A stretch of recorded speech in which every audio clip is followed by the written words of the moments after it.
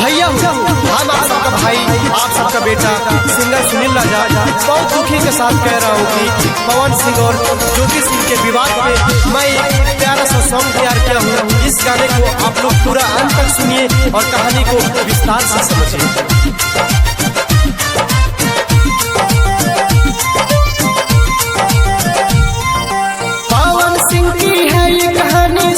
चाहे तू ध्यान लगाए, पावर स्टार कहलाते हैं, भारत में धूम मचाते हैं, सुपर स्टार कहलाते हैं।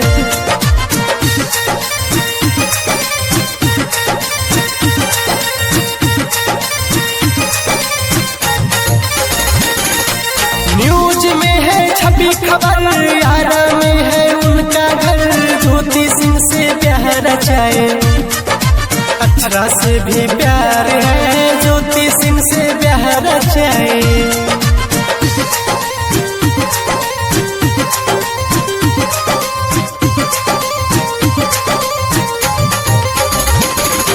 ज्योति सिंह ने खुद बताई, लोगों को रिकॉर्ड सुनाई, पवन की पत्नी कहलाती है, बलिया की रहने वाली है, सबको ये बदलाई है।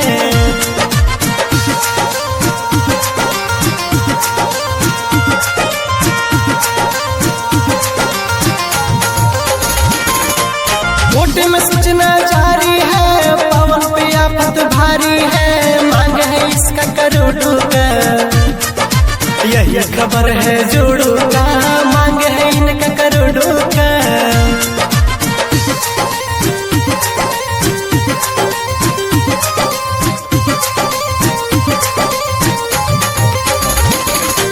मांग में महल और 3 करोड़, तब देंगे पवन को छोड़, ऐसा बोले कोर्ट कहा, न्यूज में आया रिपोर्ट कहा, ऐसा बोले कोर्ट कहा।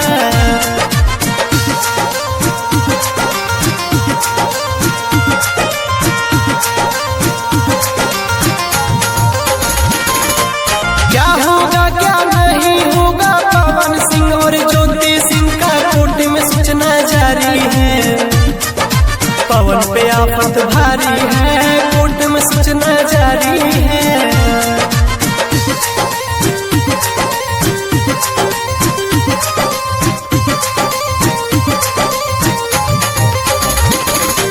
नहीं रहेंगे ज्योति साथ, छुड़ा लिया पवन का हाथ, तलाक का पेपर जारी है, पैसों का अब व्यापारी है, तलाक का पेपर जारी है।